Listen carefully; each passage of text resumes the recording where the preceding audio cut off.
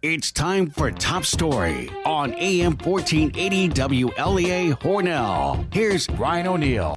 Well, this week in the news, we learned that St. James Hospital is talking with two Rochester hospitals, Strong and Rochester General.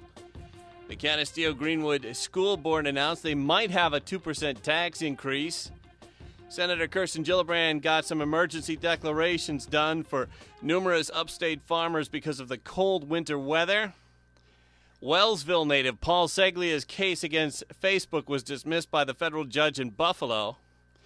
Assemblyman Palmisano and Nojay both announced they have an upcoming SAFE Act rally. That'll be on April 1st in Albany. We caught up with Assemblyman Nojay Friday afternoon and recorded a show with him. The Assemblyman scheduled to be at the Hornell VFW at 10, from 10 to noon at Alderman Buckley's Town Hall.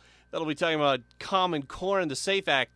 Assemblyman, before we get to the local issues, there were two FBI stories involving state lawmakers this week. And on the Fred Dicker Show on Talk 1300 and Talk1300.com, Dicker went into a rant against the FBI and the Albany Times-Union. The FBI, for those of you who did not read or hear about this or see this on TV, did a raid on the home and the office of New York City Democrat Assemblyman William Scarborough, reportedly because of Scarborough's handling of his travel expenses. And the FBI leaked a story to the Albany Times-Union about how they're investigating an Albany area Republican state senator named Kathy Marchione because of a land purchasing deal. This is Fred Dicker talking about the FBI and the Albany Times-Union, the FBI for being incredibly public, and the FBI for being incredibly public about their alleged investigation into Senator Kathy Marchione. What if somebody just makes an outrageous claim against you or me? And to the FBI, and then is the Times-Union going to say, well, so-and-so is being looked at? Well, anybody could be looked at. You report something that's solid with facts behind it, not just somebody being looked at. Same thing with Scarborough. I said last night on Channel 6, I'll just wrap up with this, and I'll say it again. I think there's a good reason to suspect that these federal authorities did both Marchione and Scarborough because they're getting ready for the Joe Bruno trial that they can't afford to lose. So this is a way of poisoning the well of jury selection. You get out there, you remind people again of how slimy some legislators at the Capitol have been. Dicker goes off on the Albany Times-Union for being what Dicker describes as a mouthpiece for the feds.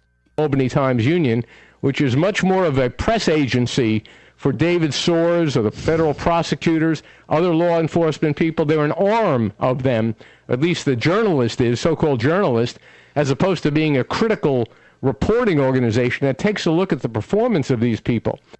And then Dicker went on to say that there were too many reporters around when there was an FBI raid on Scarborough's place in New York City. They made sure people knew about this, or they did it in a conspicuous way to get the maximum amount of attention. And does anyone, both involved in the Northern District U.S. Attorney's Office, does anyone think that's a coincidence?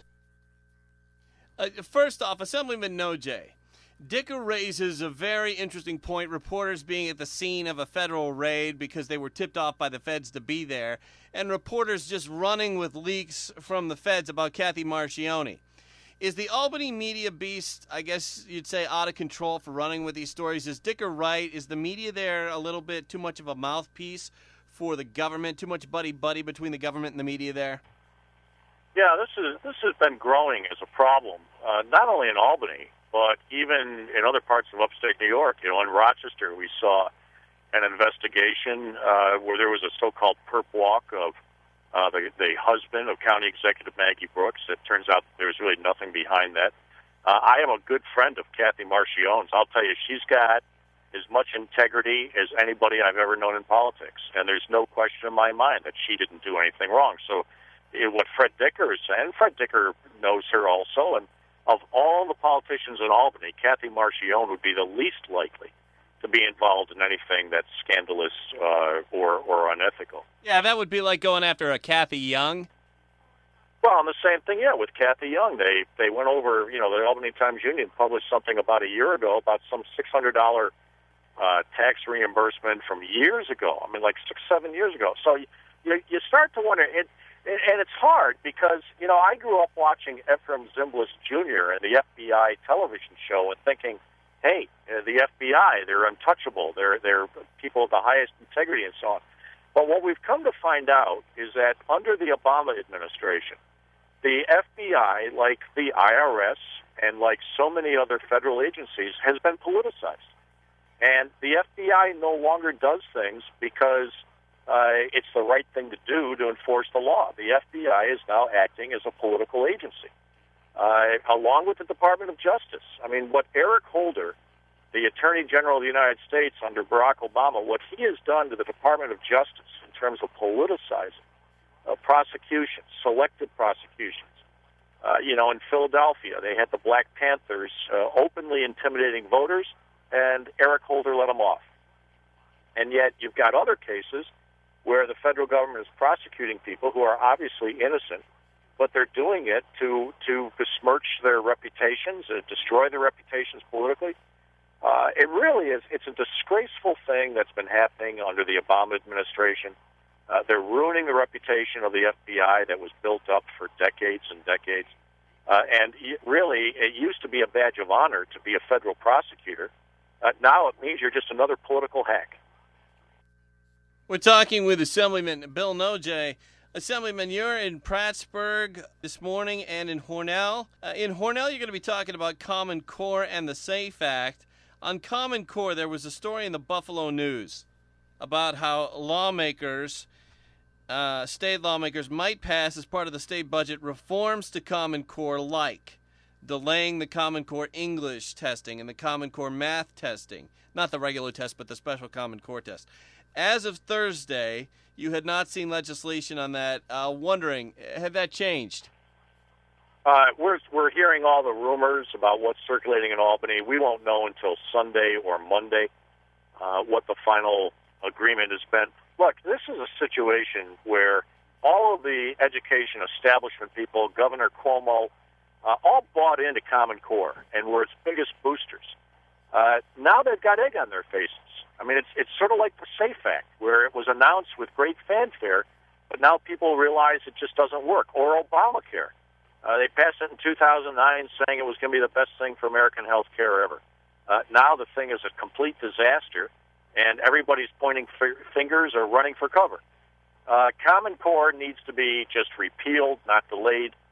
They're talking about delays in the state budget because the governor wants the $700 million the Obama administration was going to give to New York State, and Cuomo doesn't want to give that up, then the kids be damned kind of attitude. We're still pushing hard to get the Common Core curriculum just done away with and allow local school districts and the state education establishment, let them figure out what the curriculum should be and teacher testing and so on. One size does not fit all in education. And that's exactly what Common Core is. It's one size fit all, and it doesn't work.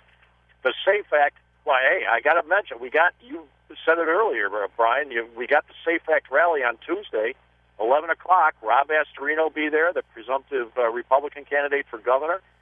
Donald Trump is going to fly in for the event, and Carl Palladino, of course. So, to me, it's a trifecta. And you got to show up. People that care about the Constitution or the Second Amendment should be in Albany at 11 o'clock in the morning on Tuesday, April 1st. I'll be there, obviously, part of the festivities, and I think we're going to have a great time. But more important, we're going to send a message to Andrew Cuomo and the New York City liberals that we're just not going to take it anymore. On the SAFE Act, I did want to ask you about that. It came out this past week that the state police won't be enforcing that 7-round rule per magazine. Your take on that? Well, that was one of the dumber provisions of the SAFE Act. It was written by people that don't have a clue about guns. Most of this, look, the SAFE Act was poorly conceived, it was poorly drafted, and it's not being implemented. That is the tragedy. We're passing laws that we're ignoring. At the federal level, look at Obamacare. Virtually none of the rules of Obamacare have actually been implemented as the deadlines come and go. And Obama just says he uses his executive authority to give waivers on these deadlines. He doesn't have the authority to do that. With the SAFE Act, same thing. They don't have the ammunition recording, background check thing in place that was supposed to be there in January. They don't have the registration that's going to, the deadline is April 15th. Nobody's registering. I mean, the compliance rate on the SAFE Act is less than 10%. And it's easy for the governor just to look the other way and say, I've got more important things to work on these days. The problem is that it leaves hundreds of thousands of law-abiding gun owners and otherwise law-abiding citizens in the positions of being criminals. And that's just, I can say all kinds of things about it, but I think disgraceful is probably the best summary. I just think it's been an abysmal failure. I think the governor needs to admit that. He needs to man up and say, look, we blew it. But he's sort of like the Fonz from the Happy Days, who just can't bring himself to admit that he was wrong about something. Can't get that word out of his mouth. It's sort of funny when you're watching the Fonz on the television. Not so funny when you're a law-abiding gun owner trying to figure out how to comply with these unenforceable gun laws. We're talking with Assemblyman Bill Nojay here on Top Story this morning on AM 1480 WLEA. Assemblyman, the Reverend Jason McGuire would be a familiar name to you. You're on the same page as he is on a lot of issues. McGuire is a conservative minister who's now in Monroe County. I think he used to be a minister over in a church in Ingleside. He just appeared this week on Susan Arbetter's Capitol Press Room show, speaking against this idea that they're pushing in Albany to have taxpayers statewide pay for political campaigns. They want that to be passed. It's known as public financing. This is off the Susan Arbetter show. NPR. You're a Second Amendment supporter. Yes. Okay. So some of these $50,000 contributors are saying, I don't know this for a fact, but I'm betting they're saying, I want those guns off the street, Governor. Make it happen. Strengthen the SAFE Act. Are you still against limiting campaign? I'm still against limiting campaign contributions. Yeah. I mean, it sounds like these 170 people have a much louder voice than everybody else. Well, there are no doubt people that are more vocal here at the Capitol than other people, and that happens no matter what, whether this bill passes or it doesn't, whether you have public campaign financing or not. You're not going to change those voices, and that's the issue here. So you're not taking money out of the system. You're only adding money. Only now it's force funding through taxpayer dollars.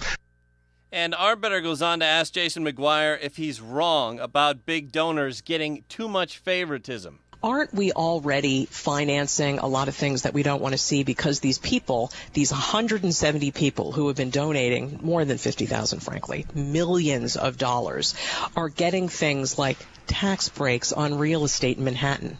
I don't live in Manhattan. Do you live in Manhattan? Well, I don't want these people to get these real estate tax breaks, but they've given so much money that they're getting them. Well, there's a whole other conversation. Let's look at our whole tax system. No, it's the same conversation. Let's look at the tax system. I think you're right. We have a ton of loopholes. We have a ton of situations with that. I agree with that. But this bill is not going to change that, and that's what we have to get back to. This does not make elections more fair. Assemblyman Nojay, your take on the give and take. Let me make it real simple. I think the idea of using taxpayer dollars to pay for politicians' campaigns is just nonsense. It's one of the, there's a lot of dumb ideas in Albany, but that's got to be one of the top ones. Even worse is the dishonesty of saying that will somehow deal with the corruption problem in Albany. Albany is a cesspool of corruption from the governor's office on down. There's no question about that. But there are ways to deal with the corruption through tougher law enforcement and more investigations, changing the campaign finance laws Jason McGuire was just referring to. But how does putting tens of millions of taxpayer dollars into campaigns, how does that change the corruption? It doesn't. This is one of the most infuriating things about Albany, is that, for example, the SAFE Act. They say that the things in the SAFE Act will prevent violence and tragedy. How? It's like if they just keep saying it over and over again, somehow it becomes true. But it's not true. In the same way, they say, well, we need to clean the environment, protect the environment, so we're not going to allow drilling for natural gas. Excuse me, natural gas is the cleanest form of energy that's available.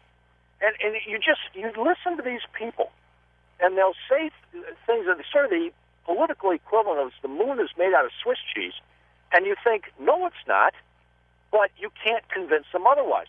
The idea of using tax dollars to pay for these politicians' campaigns on top of all the political money, the essentially bribe money that goes into their campaigns, And what Arbeiter was referring to is $50,000 contributions going to Andrew Cuomo's campaign. Why? Because these real estate developers want to get tax breaks on their big deals in Manhattan. They put in $50,000, they get $3 million worth of tax breaks. That's not a bad return on investment if you're a big real estate guy in New York City. For the taxpayers of New York, not such a great deal. But public financing of campaigns will not solve that problem. And I was wondering, Assemblyman, when I was listening to that soundbite, I was wondering, how does that work? Would anyone who runs get public taxpayer funding through public financing, or would it be the politicians who are incumbents, who are already in office? No, it would be anybody that runs. But here's the great lie about it. It would not limit the incumbents from getting their $50,000 contributions if you're the governor, or lesser amounts if you're the incumbent. The worst thing is the majority of the New York City politicians never have an opponent. So think about that. We're going to put taxpayer dollars into a campaign for somebody who doesn't even have an opponent, which means, what do they do with it? They go to conferences, educational conferences, of course, that just happen to be in warm climates, fancy resorts, with golf courses attached, fine restaurants and drinks, all paid for with taxpayer dollars? I don't think so. And yet they know this just makes things worse in terms of the corruption, but they're going to do it because, well, we got to clean up Albany. It doesn't have anything to do with cleaning up Albany. It has to do with, and it's basically politician welfare.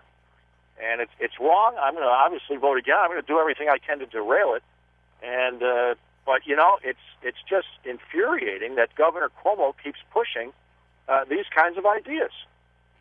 We're talking with Assemblyman Bill Nojay here on Top Story. Coming up in segment 2, we'll get the Assemblyman's take on some national issues. Stay with us.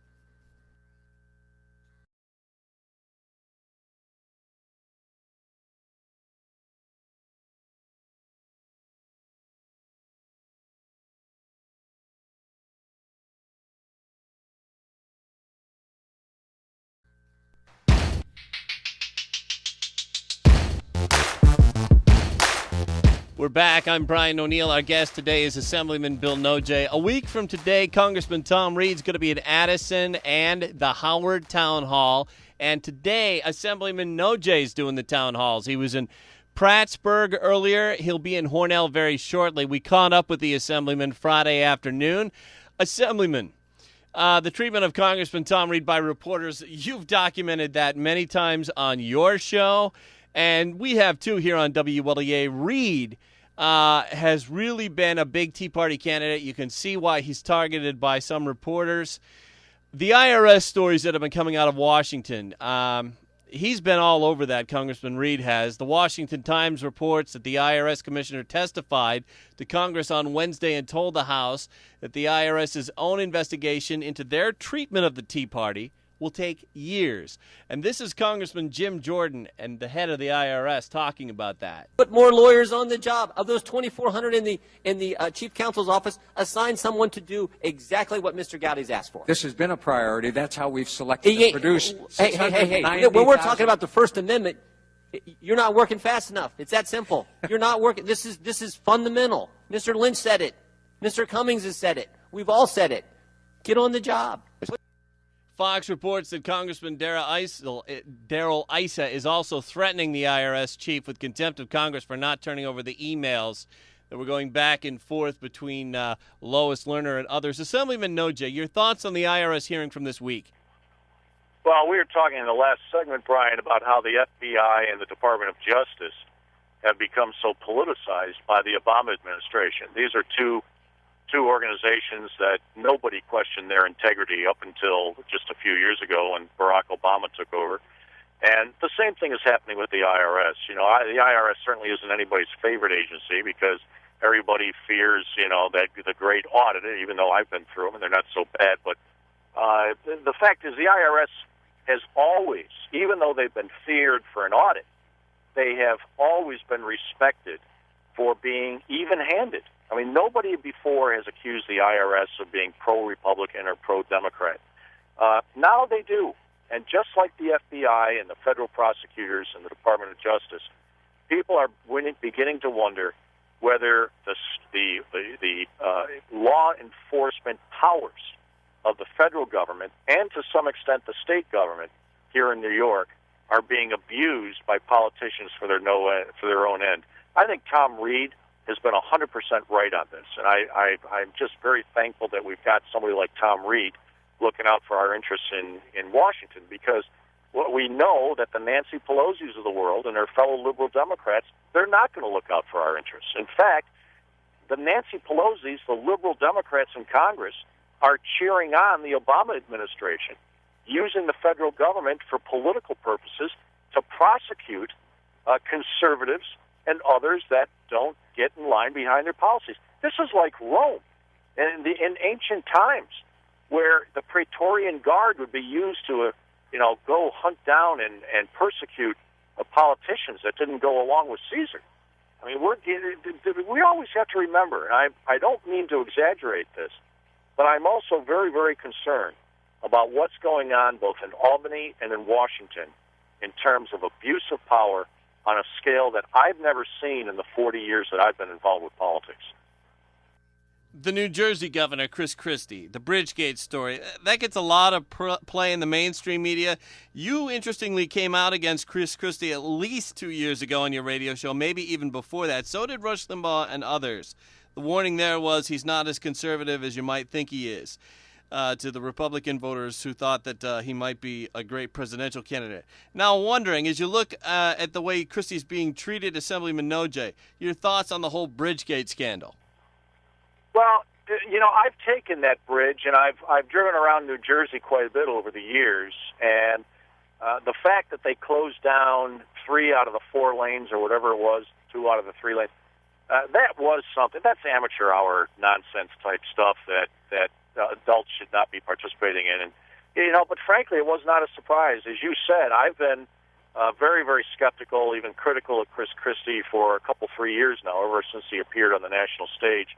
I'm not a big fan of his. I think he's sort of a Republican New Jersey version of Andrew Cuomo. I think he's a street thug who likes to throw his weight around, no pun intended. Just like Andrew Cuomo does, he likes to use the power of government against his enemies. It's the kind of abuse that really doesn't belong in politics, but it's an unfortunate sign of the times that we're seeing it happen more and more often. I don't like Andrew Cuomo's abuse of power, and I don't like Chris Christie's abuse of power. As for the Republican presidential nomination, I think there's a few other people I would put higher on the list than Chris Christie. I wonder what you think. I mean, obviously this shows a lot of immaturity on somebody's part, whoever's to blame. It's more like a college prank or a high school prank than it is something you'd expect from somebody in their 30s, 40s, or 50s working in politics. What do you think of the coverage of it? Is it a little overboard compared to other issues that are ignored? Well, it is overboard. I mean, I will not defend what Christie's people did. You're right, Brian. It was amateur hour. It was sophomorish. It was abusive of power in a very petty way. But the national news media is all over this for one reason, and you'll see a pattern with this. You saw it happen with Sarah Palin. You saw it happen with Bobby Jindal. You saw it happen with Rick Perry, the governor of Texas. I mean, how many of us over the age of 50 have had a moment where we couldn't remember everything on the shopping list? Well, I mean, that happens to me every week. And when Rick Perry couldn't remember the third point in some debate, all of a sudden they're all over him and slicing and dicing. The national news media will do the best job they can to take down any potential Republican national figure. Look at the way they treated Dan Quayle because he couldn't spell potato. He screwed that. And yet, when Barack Obama repeatedly commits errors, whether it be 48 spelling states, of words or whatnot, the 48 states or 47 states, they completely ignore it. So, is there a double standard in the news media? Absolutely. Whether you're talking about the enshrining of Barack Obama versus the insulting treatment of Republicans, or locally here. Take a look at the treatment of Tom Reed, going after these petty nonsense-type issues and not paying any attention to the substance of what it involves to be a member of the United States Congress. That's what and what you're saying there is the reporters are going after all these nickel-dime things. Sure. I mean, they just wait in the weeds to go after Republicans, and they extol the virtues of every liberal Democrat that comes along. I mean, it drives Republicans nuts. The double standard in the news media. I mean, this guy's Zaremski from the Buffalo News, or is he the Gannett guy? There's two of them. Brian Tumulty works for the Gannett. I think he writes sometimes for USA Today. Jerry Zaremski is a Buffalo News reporter. Right, and Tumulty is at some Irish Star Gazette, the Ithaca Journal, Rochester Democrat and Chronicle. His stuff is so openly hostile. And Zaremski, writing for the Buffalo News. These are Democrats. They should be working for the Obama administration, not pretending to be journalists. And it's very frustrating. I know a lot of office holders won't say the kinds of things that I'm saying because they're afraid of them saying something nasty about them. But it's got to be said. The double standard in the news media today is just very unfortunate, and I think ultimately it undermines democracy.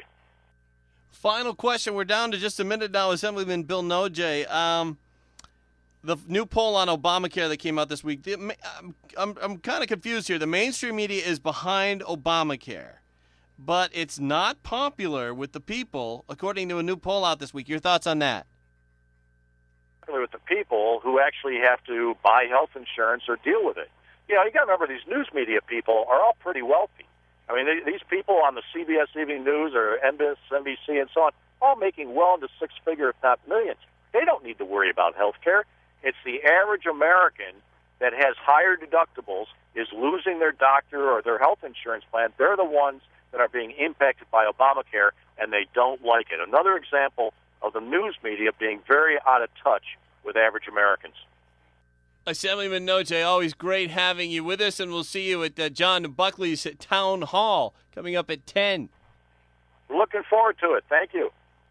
Thank you very much, Assemblyman Bill Nojay. I'm Brian O'Neill. Stay with us. InfoTrax is next. Trax is next. Trax is next. Trax is next.